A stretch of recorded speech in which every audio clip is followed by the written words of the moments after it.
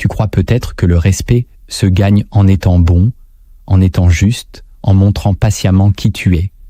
Mais dans un monde gouverné par l'instinct, l'ego et la peur, ce que tu appelles bonté est souvent perçu comme faiblesse, et ce que tu nommes patience est interprété comme soumission. Alors tu continues à te taire, à sourire, à attendre. Mais le respect ne vient pas. Pourquoi ? Parce que tu n'as jamais compris que le respect n'est pas une récompense offerte à ceux qui obéissent. C'est une conquête silencieuse, un pouvoir que l'on arrache sans violence, mais avec lucidité. Si tu ne poses pas certains gestes, si tu ne maîtrises pas certaines attitudes, les autres continueront à franchir tes limites, à minimiser ton existence, à t'éteindre à petit feu. Ce que tu vas découvrir ici ne te caressera pas dans le sens du poil, mais cela pourrait changer ta posture à jamais. Je vais t'emmener là où l'on cesse de quémander et où l'on apprend à exister pleinement, sans bruit, sans excuse.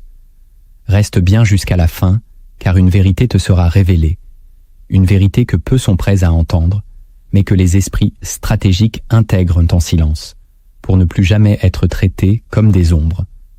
Et toi, ose écrire en commentaire. Je refuse de mendier ce que je peux imposer par ma simple présence. Abonne-toi maintenant, si ce que tu entends ici résonne en toi. Car ce que tu vas découvrir ne s'oublie pas. Le respect, dans la pensée de Machiavel, n'a jamais été une affaire d'amour ou de mérite. Il est lié à la perception du pouvoir, à la capacité d'imposer des limites sans fracas, à l'art de susciter la crainte sans jamais élever la voix. Dans Le Prince, Machiavel ne parle pas de popularité. Il parle d'ordre, d'un ordre que l'on établit quand les autres sentent, dans ta manière d'être, une frontière qu'ils n'oseront pas franchir. Ce n'est pas une leçon de tyrannie, mais un miroir tendu à une société qui méprise la douceur non armée. Depuis l'Antiquité, des penseurs comme Sénèque, Épictète ou même Lao Tse ont tenté d'expliquer que le respect profond naît du silence habité, de la cohérence intérieure, de la fermeté tranquille. Mais ce savoir s'est perdu, enseveli sous des siècles de faux humanisme, où l'on a confondu gentillesse et abandon de soi. Aujourd'hui, cette confusion alimente des relations toxiques, des hiérarchies malades, des existences effacées. Ce que tu vas entendre, ce n'est pas une stratégie pour manipuler, mais une voie pour te reconstruire de l'intérieur, en accord avec une loi naturelle que l'orgueil moderne a voulu effacer, celle qui dit que le monde ne respecte que ceux qui n'ont plus peur de le perdre. Tu crois peut-être que le respect vient naturellement avec la gentillesse ou l'intelligence, mais en vérité, il naît d'une architecture souterraine, de 7 fondements invisibles que ta posture, ton silence, ton regard peuvent révéler. Si tu ignores ces piliers, tu t'exposes à l'effacement. Si tu les maîtrises, personne n'osera plus te traiter à la légère. Le premier fondement que tu dois incarner, c'est la rareté de ta parole. Tu parles trop, tu expliques, tu te justifies, tu détailles, tu veux être compris. Tu crois que les mots créent du lien, qu'ils rassurent, qu'ils donnent confiance. Mais le monde ne fonctionne pas ainsi. Plus tu parles, plus tu donnes prise à ceux qui cherchent à te tester, à te mesurer, à te réduire. Ta parole devient un meuble parmi d'autres, quelque chose que l'on pousse du pied sans y penser. Pourtant, celui qui parle peu, mais parle juste, devient une énigme. Il attire non pas par son bruit, mais par le silence qu'il laisse derrière lui. Il crée autour de lui une tension magnétique. On veut savoir ce qu'il pense, ce qu'il voit, ce qu'il sait. Le respect commence là, dans le fait que les autres comprennent qu'ils ne peuvent pas entrer dans ton monde comme dans une pièce ouverte. Tu dois maîtriser l'art du mot suspendu, de la phrase coupée, du regard qui répond à la place du verbe. Le respect naît souvent non pas de ce que tu dis, mais de ce que tu retiens. Ton silence doit être habité, chargé, construit. Il ne s'agit pas de fuir le dialogue, mais de le rendre précieux. Les plus puissants que j'ai observés dans ce monde n'étaient pas ceux qui criaient, mais ceux dont l'absence de parole pesait plus lourd qu'un discours. Si tu veux que l'on te respecte, commence par faire de chaque mot un choix, non une fuite. Dis peu, dis lentement, dis avec gravité. Et surtout, apprends à ne rien dire là où tous cherchent à se montrer. Le deuxième fondement que tu dois incarner, c'est l'ancrage corporel de ta présence. Avant même que tu n'ouvres la bouche, ton corps parle pour toi. Ta manière de t'asseoir, de regarder, de marcher, de respirer, tout cela construit ou détruit l'aura de respect que tu peux générer.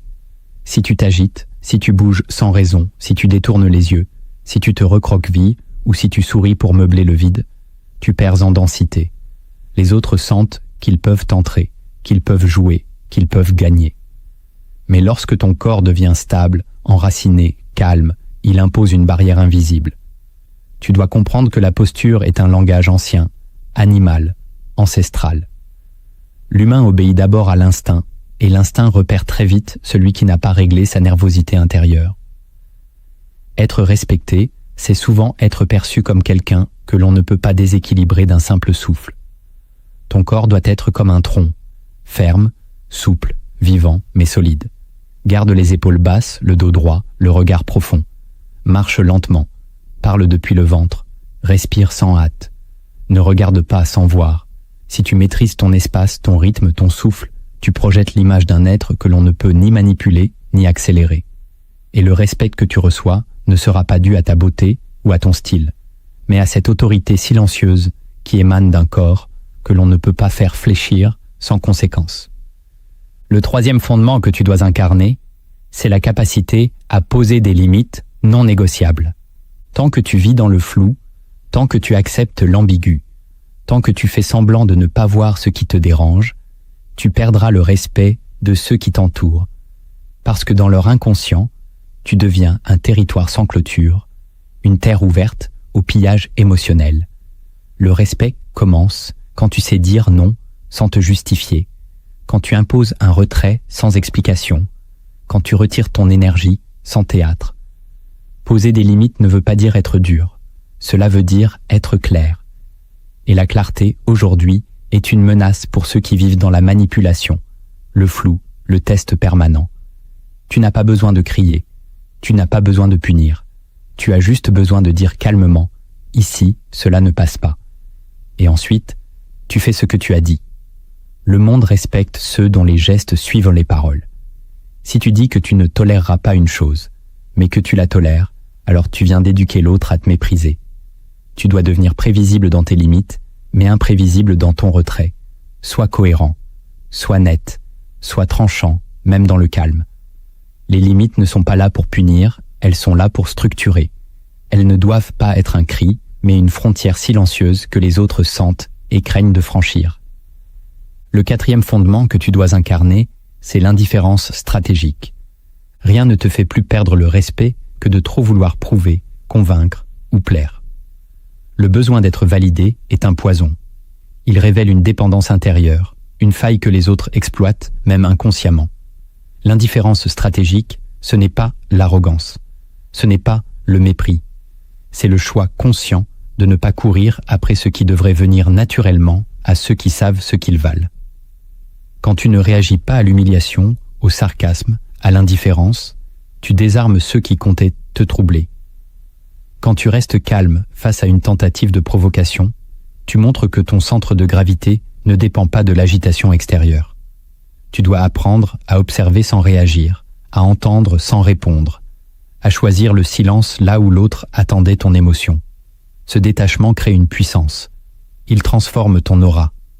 Tu deviens quelqu'un que l'on ne contrôle plus, que l'on ne manipule plus, que l'on ne comprend plus. Et ce mystère déclenche le respect, car il brise les schémas habituels de domination sociale. Celui qui ne joue pas les jeux des autres devient un terrain dangereux.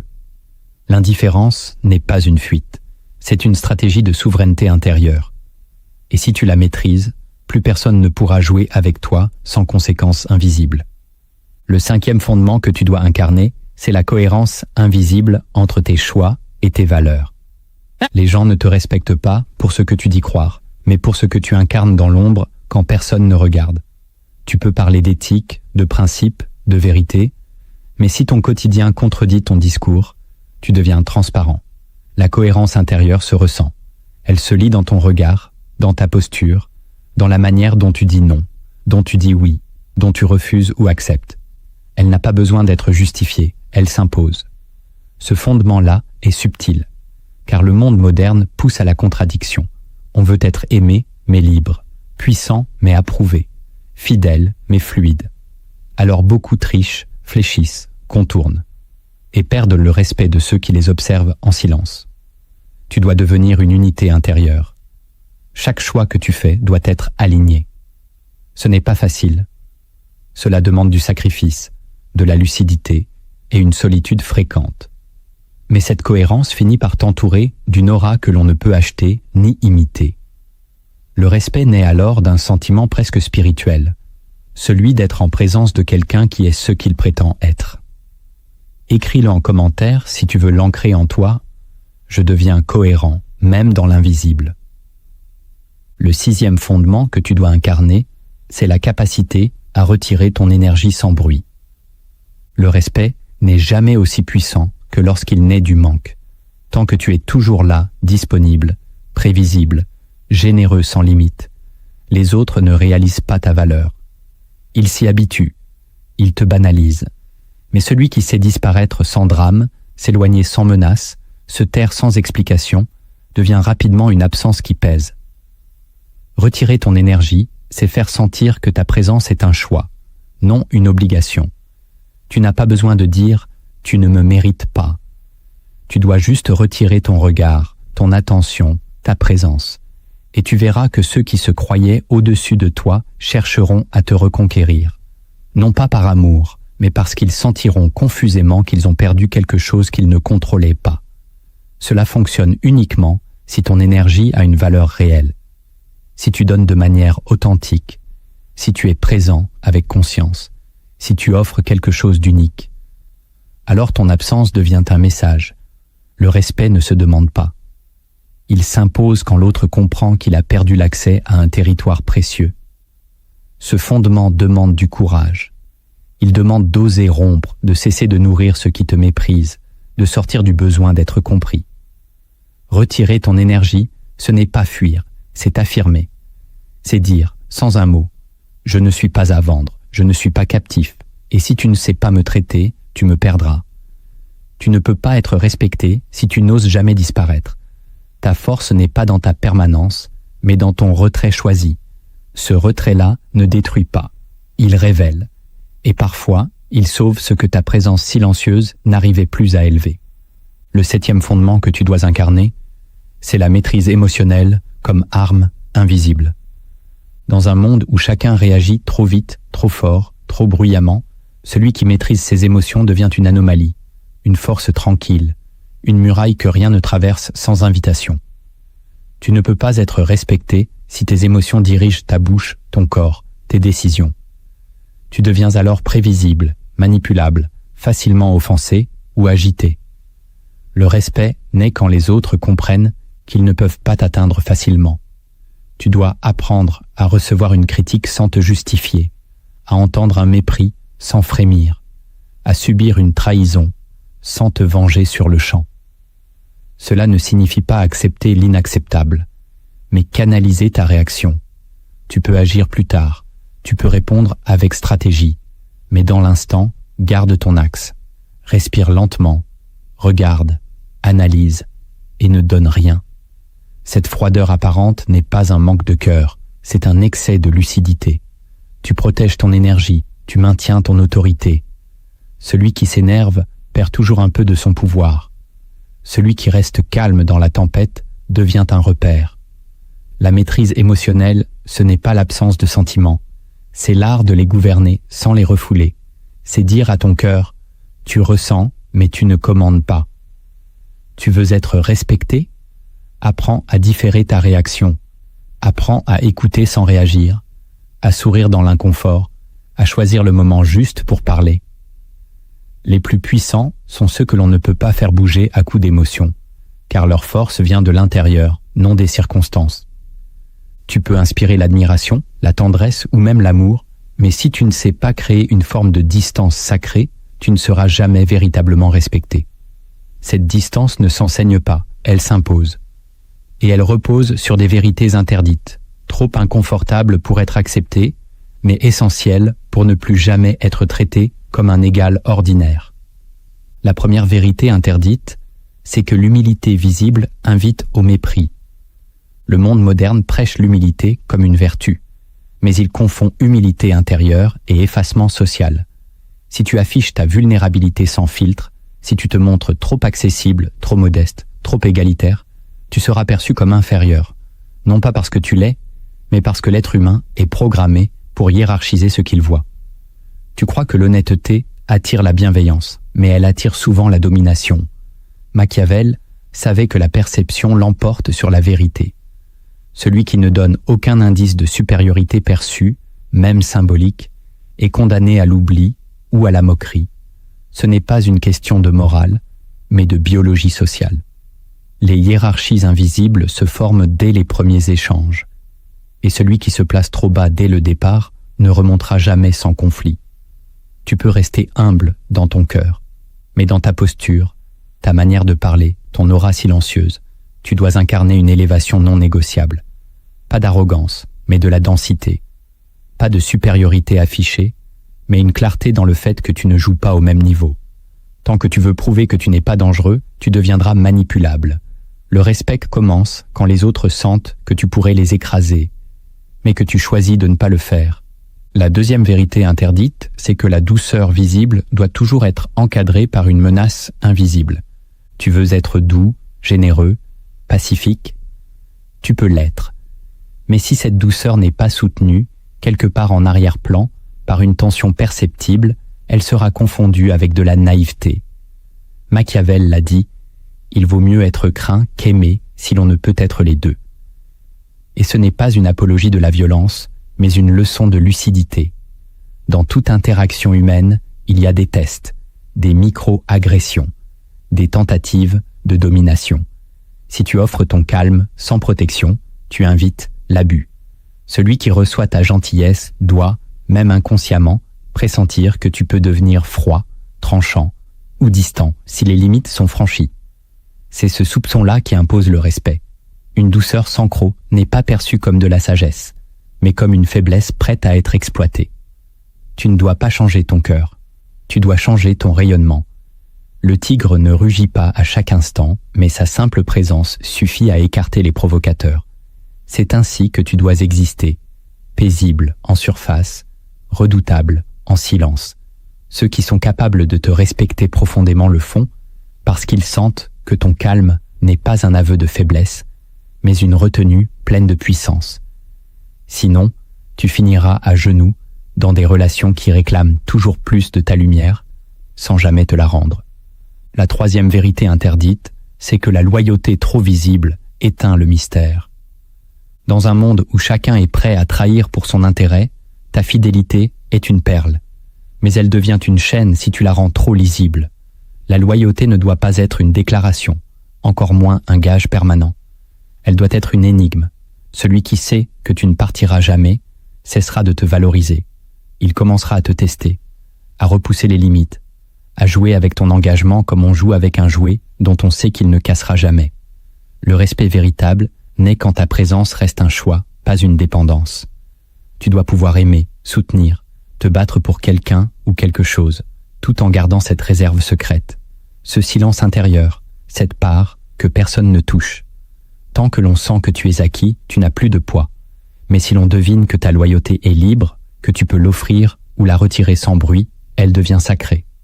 Ce paradoxe est difficile à incarner car tu voudras prouver que tu es fiable. Mais prouver est déjà une erreur. Sois loyal, mais jamais captif. Sois fidèle, mais toujours libre. Et surtout, reste imprévisible dans ta capacité à t'effacer. C'est cette incertitude qui crée la tension. Et cette tension est la racine invisible du respect. La quatrième vérité interdite, c'est que l'intelligence visible, sans émotion contrôlée, attire la compétition. Tu crois que ta lucidité suffira, que ta logique, ton raisonnement, ta clarté te garantiront le respect. Mais si ton intelligence est démonstrative, sans maîtrise émotionnelle, elle sera perçue comme une menace. L'humain n'aime pas se sentir inférieur. Et devant quelqu'un qui réfléchit plus vite, qui comprend mieux, qui voit plus loin, l'instinct primitif pousse à l'attaque ou au rejet. L'intelligence visible devient alors un appel à la concurrence, voire à l'élimination symbolique. C'est une loi sociale sombre, mais réelle. Pour être respecté, Tu dois cacher ton avance derrière une façade maîtrisée. Tu peux penser vite, mais parle lentement. Tu peux voir les failles, mais n'exhibe pas ta supériorité. Et surtout, garde ton calme. Ce qui provoque le rejet, ce n'est pas ton intelligence en soi, c'est l'émotion qui l'accompagne. L'orgueil, l'agacement, la condescendance, même subtile. L'intelligence froide, sobre, maîtrisée, attire le respect. L'intelligence émotionnelle débridée attire la haine. Tu veux qu'on te respecte pour ton esprit? Apprends à être plus profond que brillant, plus centré que rapide, plus serein que tranchant. Ce que tu caches a plus de poids que ce que tu révèles. Et ceux qui comprennent ton vrai niveau, sans que tu ne le montres, seront ceux qui te respecteront le plus. La 5e vérité interdite, c'est que ta valeur n'existe que si tu es capable de te retirer. Tant que tu restes accessible, disponible, toujours là, ta valeur diminue.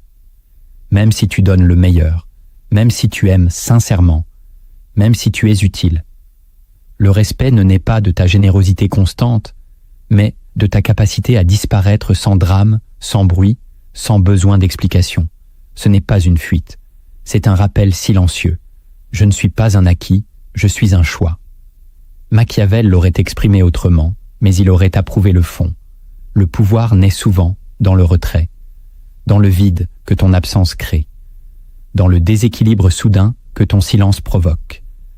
Ceux qui comptent sur toi doivent savoir, quelque part en eux, que tu peux partir, que tu ne toléreras pas l'indifférence, que tu n'es pas prisonnier, et que ton amour, ta lumière, ton intelligence ne sont pas à la disposition de l'irrespect. Tu ne peux pas être respecté si tu n'es jamais capable de couper. Même brièvement, même symboliquement, ce retrait-là est une leçon, une arme douce, une présence inversée. C'est lui qui déclenche chez l'autre une prise de conscience, et parfois un début de respect sincère. Écris-le en commentaire si tu le ressens. Je ne suis pas un acquis, je suis un choix. La 6e vérité interdite, c'est que ta solitude maîtrisée vaut plus que 1000 alliances fragiles. Tu crois que le respect se construit à travers les relations, les alliances, les réseaux. Et c'est vrai, en surface. Mais dans les profondeurs psychologiques, ce n'est pas ton entourage qui inspire le respect, c'est ton indépendance. Celui qui ne supporte pas d'être seul devient facilement dépendant, malléable, affamé d'attention. Et ce besoin invisible suinte dans ses paroles, dans ses gestes, dans ses regards. On le sent. Et on le classe. Le respect ne va pas à celui qui s'accroche. Il va à celui qui peut exister pleinement, même dans l'ombre, même sans applaudissements, même sans miroir humain. Ce paradoxe est douloureux. Plus tu es seul et centré, plus tu attires. Car les autres sentent que tu n'as pas besoin d'eux pour exister. Et c'est cette absence de besoin qui impose la distance.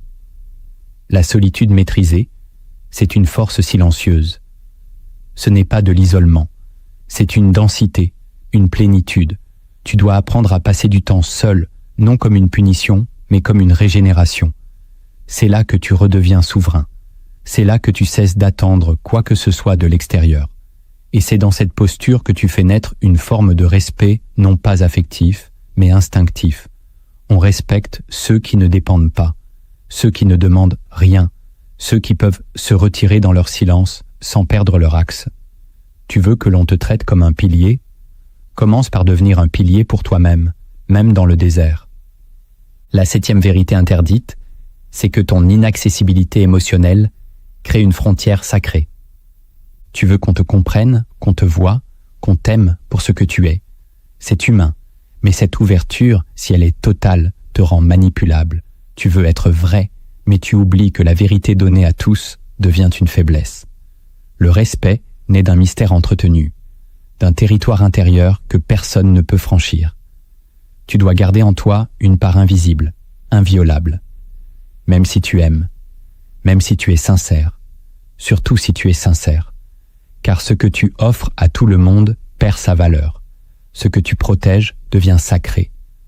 Ton inaccessibilité émotionnelle ne signifie pas que tu es froid. Elle signifie que tu ne livres pas tout, que tu ne donnes pas ton monde intérieur à quiconque sourit ou insiste. Cela crée une tension, une distance sacrée. une barrière subtile que l'autre sent sans la voir. Et cette barrière déclenche du respect, car elle dit « Tu ne peux pas me posséder. Même si tu m'approches, il y aura toujours un seuil que tu ne franchiras pas. » Cette posture est rare, elle demande de la discipline, elle demande d'apprendre à aimer sans se perdre, à donner sans se livrer. Elle demande de porter en soi un noyau dur, une zone sacrée, un silence impossible à déchiffrer. Et ce silence-là devient ta plus grande autorité.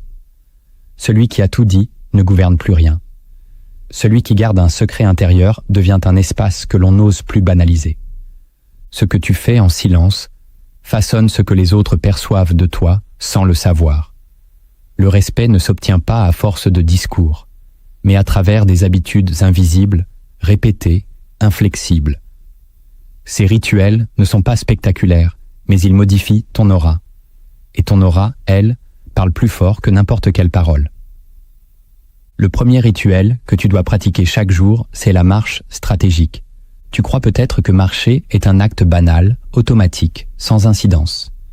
Mais chaque pas que tu poses dans le monde envoie un signal.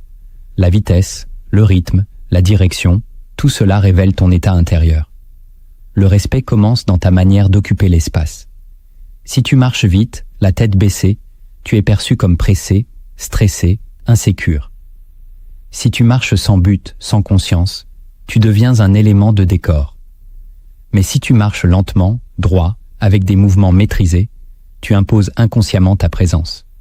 Ce n'est pas une question de style, c'est une stratégie d'ancrage. En ralentissant, tu montres que tu n'es pas dominé par l'urgence du monde. En gardant la tête haute, tu déclares que tu n'as rien à fuir. En regardant droit devant toi, tu signales que tu es habité par une direction intérieure. Pratique chaque jour ce rituel, même pour quelques minutes. Marche seul, sans distraction, en pleine conscience. Pose tes pieds avec autorité. Sens ton centre de gravité. Laisse ton souffle guider ton rythme. Imagine que chaque mouvement sculpte ton image dans l'esprit de ceux que tu croises. Cette pratique, répétée dans les couloirs, dans la rue, dans les lieux sociaux, transformera lentement la perception que les autres ont de toi. Ils ne sauront pas pourquoi, mais ils te regarderont différemment. Ils sentiront que tu es un homme ou une femme avec un axe. Et dans un monde où la majorité marche en déséquilibre, celui qui se déplace avec conscience devient un point fixe, un repère, une présence qui force le respect sans jamais le demander. Le deuxième rituel que tu dois intégrer à ton quotidien, c'est l'art de répondre par le silence. Tu n'as pas besoin de répondre à tout, tu n'as pas besoin de corriger, de te justifier, de plaire. Le respect commence là où tu montres que ton regard, ton silence ou ton retrait valent plus qu'un discours. Celui qui répond à chaque attaque, à chaque pique, à chaque ironie, se place dans une posture défensive. Il s'abaisse au niveau de celui qui provoque. Mais celui qui regarde sans répondre, qui écoute sans s'agiter, qui reste immobile dans la tempête verbale, impose une tension que l'autre ne peut supporter longtemps. Le silence, dans ce cas, est une élévation. Un miroir tendu, une frontière invisible. Il ne s'agit pas de fuir le dialogue, mais de choisir les moments où ta parole a une valeur. Et plus tu pratiques ce rituel, plus ta voix aura du poids. Car ce qui est rare devient précieux. Réponds par le silence, quand la situation n'en vaut pas la peine. Quand l'autre cherche à te tester, à te tirer dans une joute inutile, à obtenir une réaction, regarde, respire, et garde ton calme. Ce silence-là est un langage. Il dit « Je suis ailleurs, je suis au-dessus, je suis intouchable ». Ce n'est pas de l'arrogance, c'est une souveraineté émotionnelle. Un jour, celui qui t'attaque s'essoufflera, et ton silence restera. Puissant, implacable, digne. Ce rituel, bien maîtrisé, t'évitera des conflits inutiles, renforcera ton image intérieure et t'installera dans cette posture rare, celle de celui qu'on ne provoque plus, car on sait d'avance qu'il ne descendra pas de son trône invisible. Le troisième rituel que tu dois appliquer, c'est la disparition volontaire. Tu n'as pas à être toujours présent, tu n'as pas à te montrer, à répondre, à apparaître chaque jour dans les espaces sociaux. Ta disparition est une arme, une déclaration non verbale. Je ne suis pas dépendant, je me retire quand je l'ai décidé. Ce rituel, simple en apparence, est redoutable. Il consiste à t'absenter volontairement, régulièrement, même brièvement, sans prévenir, sans justifier. Un jour, sans message. Un retrait discret d'un groupe. Un silence soudain dans une dynamique où tu étais central. Ce retrait, s'il est bien dosé, crée un manque, une tension. Il rappelle que ta présence n'est pas un dû, mais une offrande. Tu ne dois pas disparaître par réaction ni par colère. Tu dois le faire par maîtrise.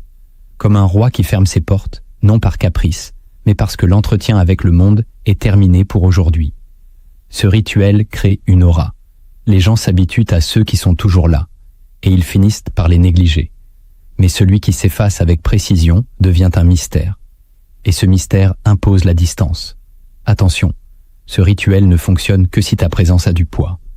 Si tu donnes de la valeur, si tu éclaires les lieux où tu es, ton absence parlera plus fort que tes mots. Pratique la disparition volontaire avec élégance. Ne préviens pas. Ne reviens pas avec justification. Et observe. Tu verras que ta seule absence provoquera plus de respect que bien des discours. Le 4e rituel que tu dois cultiver, c'est l'immobilité maîtrisée dans les moments de tension. Quand l'atmosphère devient tendue, quand les regards se croisent, quand l'énergie s'échauffe, la majorité des gens réagit par le mouvement. Ils bougent, gesticulent, parlent, rient nerveusement. Ce réflexe trahit une instabilité intérieure. Mais celui qui reste immobile, ancré, sans fuite corporelle, devient une force. Ce rituel exige de la maîtrise. Il ne s'agit pas de te figer, mais de ralentir, de te poser, d'habiter ton espace. Dans une discussion intense, reste droit, respire profondément, garde le regard stable, ne comble pas le silence, ne détourne pas les yeux. Cette immobilité crée une fracture dans le rythme collectif. Elle perturbe, elle intrigue, elle impose. Les autres sentiront que tu n'es pas influençable, que tu n'as pas besoin de t'agiter pour exister. Dans les réunions, les débats, les échanges complexes, ce rituel devient ton bouclier. Il dit sans mots, « Je suis en maîtrise, je n'ai pas peur, je suis ici pour rester. » Et cette immobilité, si elle est accompagnée d'un regard habité, devient presque sacrée. C'est elle qui impose le rythme. C'est elle qui transforme un simple individu en figure, en autorité. Ce n'est pas un théâtre, c'est une discipline corporelle. Plus tu la pratiques, plus elle s'inscrira en toi. Et avec le temps, tu deviendras cette présence que l'on redoute de défier, non parce qu'elle est agressive, mais parce qu'elle est inébranlable. Le 5e rituel que tu dois instaurer, c'est l'écriture quotidienne du non-dit. Tu absorbes beaucoup. Tu vis des tensions, des humiliations subtiles, des incompréhensions, des silences qui blessent. Mais tu n'as pas toujours la possibilité de répondre. Alors tu gardes tout. Et ce poids intérieur te rend nerveux, réactif, déséquilibré. Le respect passe aussi par ton équilibre invisible. Ce rituel est simple. Chaque jour, prends un moment pour écrire ce que tu ne peux pas dire. Pas pour te plaindre, pas pour te victimiser, mais pour vider le poison. Écris les phrases que tu as retenues, les colères que tu as absorbées, les vérités que tu n'as pas osé formuler. Fais-le sans filtre, sans masque.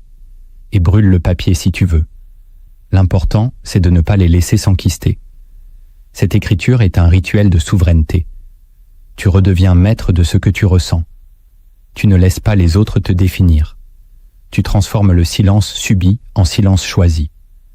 Et cette purification quotidienne renforce ta maîtrise émotionnelle. Tu deviens plus calme, plus lucide, plus tranchant, car tu n'es plus habité par des résidus invisibles. Tu n'as pas besoin d'exploser. Tu as besoin d'écrire. Et en t'habituant à cette discipline, tu développeras une aura paisible, mais dense. Les autres ne sauront pas pourquoi ils te respectent davantage. Mais toi, tu sauras. Tu as cessé d'être le réceptacle muet des humiliations et tu es devenu le maître secret de ta voix intérieure. Le 6e rituel que tu dois pratiquer, c'est la maîtrise du regard imperturbable. Le regard est une arme. Il trahit ou impose. Il fuit ou conquiert. La majorité des gens n'en ont pas conscience, mais leurs yeux révèlent en permanence leurs doutes, leurs failles, leur désir d'approbation.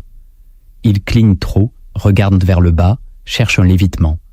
Ce simple détail suffit à faire basculer la perception de l'autre. On ne respecte pas un regard instable. Tu dois donc cultiver un regard droit, stable, habité. Ce n'est pas un regard de défi. Ce n'est pas une posture agressive. C'est une lumière froide, silencieuse, qui dit « Je te vois, et je ne me cache pas ». Apprends à soutenir le regard des autres sans trembler, sans détourner trop tôt, sans chercher à t'effacer. Cela demande du courage, car le regard est une rencontre directe avec l'autre, sans masque. C'est aussi là que la domination inconsciente se joue. Celui qui baisse les yeux trop vite devient le soumis du moment. Ce rituel commence seul.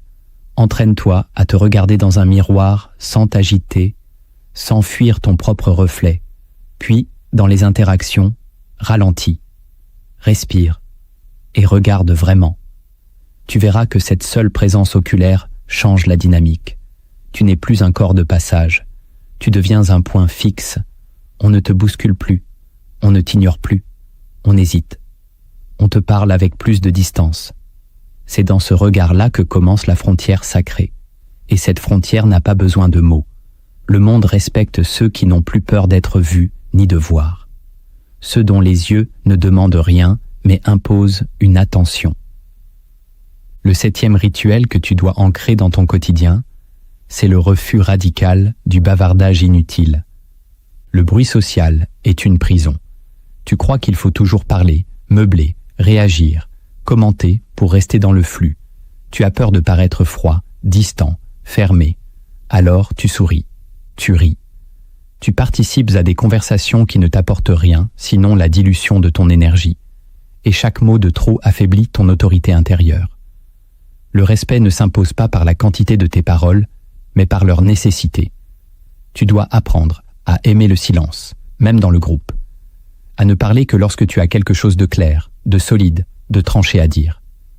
Le bavardage est une fuite de soi, une tentative désespérée d'exister à travers le bruit. Mais le maître du respect, lui, choisit ses moments. Il laisse les autres se disperser dans le flux, pendant que lui se tient dans le calme. Il observe, il écoute, il tranche. Ce rituel demande de rompre avec une addiction culturelle, celle de la parole vide. Commence dès aujourd'hui à pratiquer des temps de silence dans les réunions, les échanges, même amicaux. Ne remplis plus, n'explique plus ce qui n'a pas besoin de l'être. Et surtout, garde pour toi ce qui n'est pas utile à partager. Chaque mot que tu retiens devient une réserve d'autorité. Et chaque silence que tu assumes devient une déclaration. Celui qui parle peu mais juste devient, aux yeux des autres, un repère. On se tait pour l'écouter. On pèse ses mots. On le respecte, parce qu'il ne s'épuise pas à dire. Il incarne. Si tu es allé jusqu'ici, alors tu sais désormais que le respect n'est pas un droit, ni une conséquence logique de ta gentillesse. C'est une construction invisible, une architecture intérieure, une alchimie entre silence, distance et maîtrise. Ce que tu inspires aux autres ne vient pas de ce que tu leur dis, mais de ce que tu refuses de leur donner. Chaque rituel, chaque posture, chaque vérité interdite n'a qu'un seul but. Faire de toi un être qu'on ne traverse plus, qu'on ne teste plus, qu'on ne réduit plus. Tu ne dois plus jamais être celui qu'on interrompt, qu'on néglige, qu'on ignore. Tu dois devenir cette présence dont on se souvient sans savoir pourquoi, cette voix qu'on respecte même quand elle se tait, ce regard qu'on n'ose pas provoquer.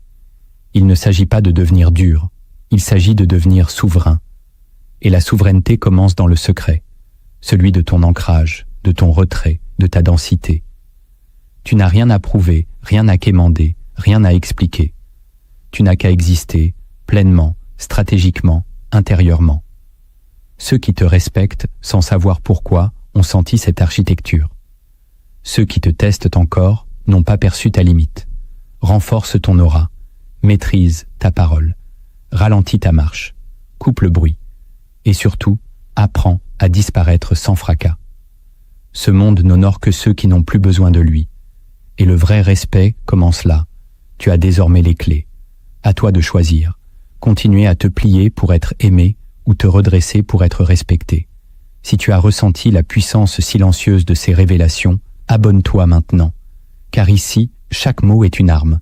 Chaque silence est une frontière, et chaque vérité que tu acceptes de regarder te rend plus intouchable, plus lucide, plus réel.